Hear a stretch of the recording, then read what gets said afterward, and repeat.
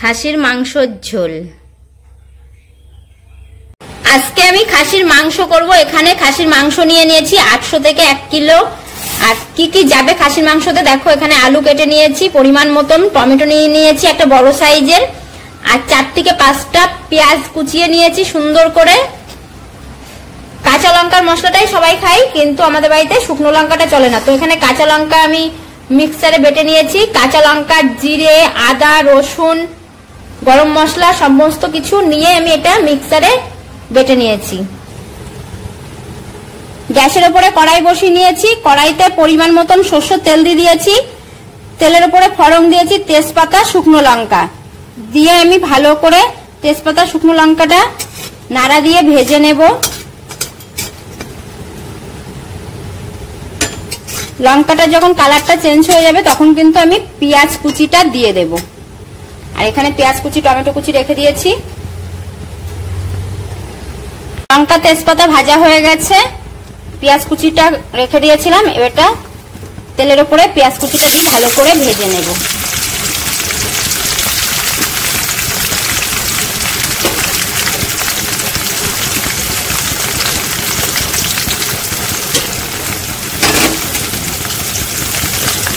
দিয়ে ভালো করে নাড়া দিয়ে নেব।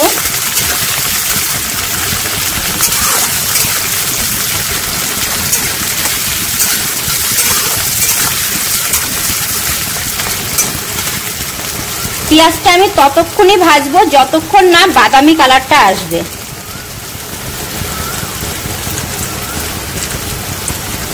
পেঁয়াজটা বাদামি কালার চলে এসছে ভাজতে ভাজতে। আমি টমেটো কুচিগুলো করে রেখেছিলাম, এই দেখো টমেটো কুচিগুলো পেঁয়াজটার মধ্যে দিয়ে দিলাম। দিয়ে কিন্তু আমি টমেটোটাও সুন্দর করে ভেজে নেব পেঁয়াজের সাথে।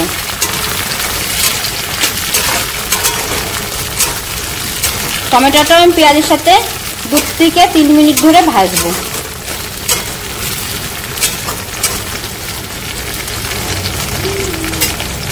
পেঁয়াজের সাথে টমেটোটাও ভাজা হয়ে গেছে, আর দেখো কত সুন্দর গলে গেছে।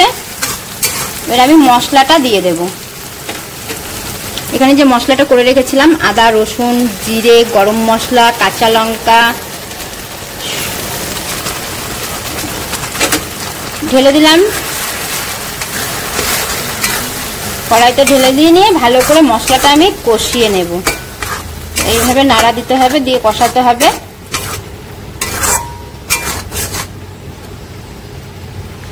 মশলাটা 2 মিনিট পর পরই নাড়া দিতে হবে, না হলে পরে ধরে লাগবে। পরিমাণ মতন হলুদের গুঁড়ো দিয়ে দিচ্ছি।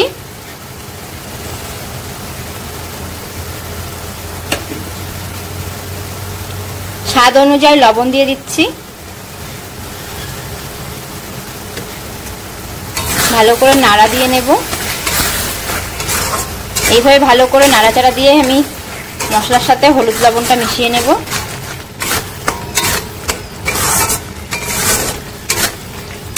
আর তোমরা হয়তো বলতে পারো যে খাসির মাংসতেও কাঁচা লঙ্কা কেন দিচ্ছে। তোমরা যারা যারা এখনো পর্যন্ত কাঁচা লঙ্কা দিয়ে মাংস খাওনি, একদিন রান্না করে খেয়ে দেখবে।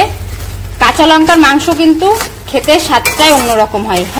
এখানে কিন্তু আমি শুধু কাঁচা লঙ্কা দিয়েছি, শুকনো লঙ্কা দিইনি। আজকে আমি রান্না করছি খাসির মাংস। দেখতে পাচ্ছ খাসির মাংস রান্না করছি। মশলাটা আমি 2 মিনিট পর পর নাড়া দিয়ে নিচ্ছি, না হলে পর ধরে লাগবে। মশলাটা কষানো হয়ে গেছে, মশলা থেকে তেল ছেড়ে দিয়েছে। আমি এখানে নিয়ে নিয়েছি মিট মশলা, পরিমাণ মতন মিট মশলার গুঁড়ো দিয়ে দিচ্ছি। মিট মশলার গুঁড়ো দিয়ে ভালো করে একটু নাড়া দিয়ে 2 মিনিট কষিয়ে নেব। আর এখানে কিন্তু খাসির মাংস আছে 1 কিলো, সেই পরিমাণ অনুযায়ী মশলাটা দিতে হবে। আমি এটা 2 মিনিট কষিয়ে নেব। মিট মশলাটা দিয়ে আরো 2 মিনিট কষিয়ে নেব।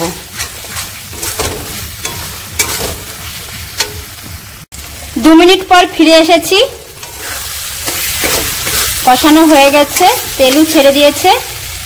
এবার কিন্তু আমি দিয়ে দেবো খাসির মাংসটা আমি মাখিয়ে রেখেছিলাম লবণ, হলুদ আর সরষের তেল দিয়ে। এটা মাংসটা আমি ঢেলে দেবো মশলার মধ্যে।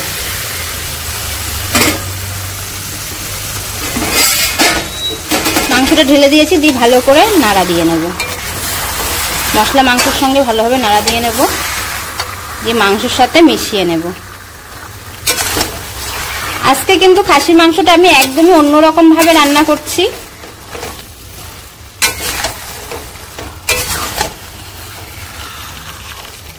দেখে বুঝতেই পারছো। আর আমরা কিন্তু মাংস রান্না করলে আগে আলুটা সুন্দর করে ভেজে রেখে দিই, দিয়ে যখন জল দিই তখন আলুটা দিয়ে দিই মাংসের ভেতরে। কিন্তু আজকে আমি পুরোটাই অন্যরকম মাংসটা রান্না করছি। দেখো মাংসের সাথে মশলাটা ভালো করে মিশিয়ে দিয়েছি। আমি মাংসের সাথে মশলাটা দিয়ে আরো 10 মিনিট কষিয়ে নেব।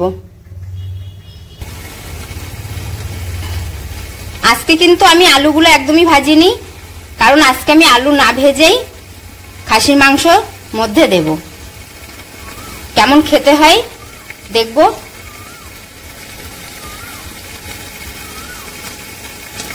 আজকে কিন্তু খাসির মাংসের ঝোল করছি আমি পাতলা করে। তো আলুগুলো আমরা মাংসতে ভেজে দিই, কিন্তু আজকে আমি না ভেজে খাসির মাংসর মধ্যে না ভাজে আলুগুলো দিয়ে ঝোল করব। কেমন খেতে হয় দেখব। মাংসটা ভালো করে মশলার সঙ্গে মিশিয়ে নিয়েছি। একটা থালা নিয়েছি, নিয়ে কিন্তু এই মাংসটা ঢেকে দেব। কেন আমি 2 মিনিট পর পর ঢেকে ঢেকে দমে দিয়ে দিয়ে মাংসটা রান্না করব। আর ঢেকে দিলে পরে মাংসটা সেদ্ধ হয় ভালো, খেতেও বেশি ভালো লাগে। 2 মিনিট পর ঢাকনাটা তুলে নেব। 2 মিনিট হয়ে গেছে, আমি ঢাকনাটা তুলে নিচ্ছি। দেখো মাংস দিয়ে কিন্তু অনেকটা তেল জল দুটোই কিন্তু ছেড়ে দিয়েছে। আমি ভালো করে মাংসটা নাড়া দিয়ে নেব। মানে 2 মিনিট পর পরই কিন্তু নাড়া দিতে হবে, না হলে পরে কিন্তু ধরে লাগবে। 2 মিনিট পর পর কিন্তু নাড়া দিতে হবে, না হলে পরে মাংসটা নিচে ধরে লাগবে। দেখতে পাচ্ছ মাংস থেকে কিন্তু জল ছেড়ে দিয়েছে। এটা আমি 10 মিনিট ধরে ঢেকে ঢেকে এইভাবে কিন্তু আমি মাংসটা কষিয়ে নেব। আর মাংস থেকে কিন্তু সুন্দর একটা সেন্ট বেরিয়ে গেছে, মশলা মাংসর সুন্দর একটা সেন্ট বেরিয়েছে।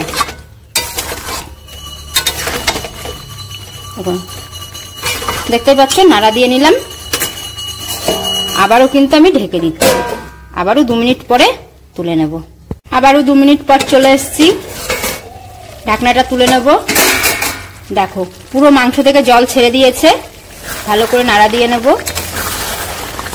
এইভাবে কিন্তু খাসির মাংস বা মুরগির মাংস যাই হোক না কেন ঢেকে ঢেকে রান্না করলে মাংসটা কিন্তু খেতে দারুণ হয়, খুব সুন্দর টেস্ট হয় খেতে। আর কিন্তু মাংসটাও খুব সুন্দর সেদ্ধ হয়ে যায়। দেখো মাংস কিন্তু কষানোতেই মাংস সেদ্ধ হয়ে গেছে, দেখেই বুঝতে পারছো। এই দেখো মাংস কিন্তু কষানোতেই সেদ্ধ হয়ে গেছে খাসির মাংসটা। আর আমি কিন্তু এইভাবে রান্না করেছিলাম অনেক বছর আগে, অনেক বছর বলতে 10 থেকে 12 বছর আগে এইরকম ভাবে আমি খাসির মাংস রান্না করেছিলাম। আর আজকে কিন্তু ফের আমি ওইভাবে রান্না করে খেয়ে দেখব।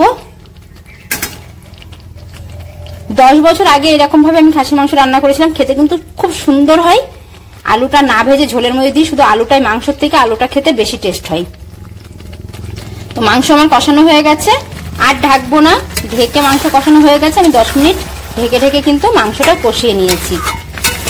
এটা না ঢেকে আমি এটা আরো 5 মিনিট মাংসটা না ঢেকে মাংসটা আরো 5 মিনিট কষিয়ে নেবো। এইভাবে 1 মিনিট 2 মিনিট পর পরই নাড়া দিয়ে দিয়ে মাংসটা কষানো হয়ে গেছে। আমি ভালো করে নাড়া দিয়ে নিয়েছি, মাংসটা কিন্তু সেদ্ধও হয়ে গেছে। দেখো মাংসটা অনেক সেদ্ধ হয়ে গেছে। দেখো মাংসটা অনেকটা সেদ্ধ হয়ে গেছে। একটা পাত্রয় পরিমাণ মতন জল নিয়েছি, আমি মাংসের মধ্যে জলটা দিয়ে দেব। খাসির মাংস জলটা কিন্তু একটু বেশি লাগবে, কেন কষানোতে যতটা সেদ্ধ হয়েছে এর কিন্তু খাসির মাংসটা কিন্তু ফুটাতে হয়। যত ফুটানো যায় তত কিন্তু খেতে বেশি ভালো লাগে, আর স্বাদটাও কিন্তু ততটাই ভালো হয়। পরিমাণের থেকে একটু বেশি জল নেব, খাসির মাংসটা ভালো সেদ্ধ হবে। বা অনেকক্ষণ ধরে আমি 30 মিনিট ধরে খাসির মাংসটা ফুটিয়ে নেব। দেখতে পাচ্ছ ঝোলটা ফুটে গেছে, এখানে আমি আলুগুলো সুন্দর করে ছুলে ধুয়ে রেখেছিলাম, আলুগুলো ঝোলের মধ্যে দিয়ে দেব।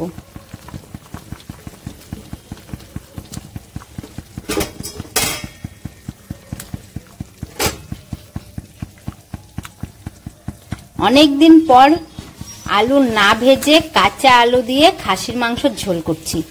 আলু না ভেজে ঝোলটা 10 মিনিট ফুটিয়ে নেওয়ার পরে আলুগুলো দিতে হবে, কেন খাসির মাংসতে যেহেতু সেদ্ধ হতে সময় লাগে, সেই কারণে কিন্তু আলুগুলো সাথে সাথে দিয়ে দিলে পারে আলুগুলো পুরো গলে যাবে।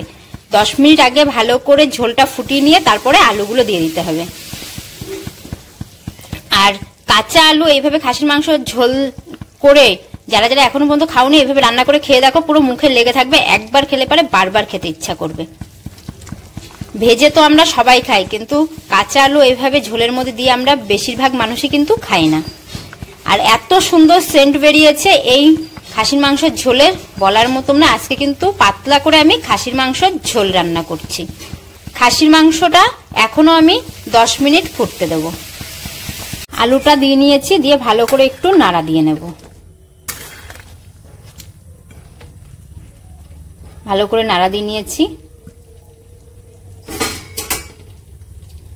খাসির মাংসটা হয়ে গেছে, এবার আমি কিন্তু নামিয়ে নেব। দেখো পুরো মাংসগুলো একদম গলে গেছে, দেখতেই পাচ্ছ। এই দেখো হাড় থেকে পুরো মাংস ছেড়ে দিচ্ছে, দেখো পুরো কিন্তু গলে গেছে, পুরো গলে গেছে। এবার মাংসটা আমি নামিয়ে নেব। এখানে একটা পাত্র নিয়ে নিয়েছি, পাত্রের মধ্যে মাংসটা নামিয়ে নেব। মাংসটা হয়ে গেছে, আমি একটা পাত্র নিয়ে নিয়েছি, দিয়ে নামিয়ে নেব। দেখো খাসির মাংসটা দেখতেও যেমন সুন্দর হয়েছে, খেতেও কিন্তু সেই রকমই সুন্দর হয়েছে। আজকে আমি খাসির মাংসের পাতলা করে ঝোল করেছি, দেখতেই পাচ্ছ, পাতলা ঝোল এক গাবলা। আর খাসির মাংস কিন্তু এরকম ঝোল পাতলা ঝোল করলে কিন্তু দারুণ টেস্ট হয় খেতে।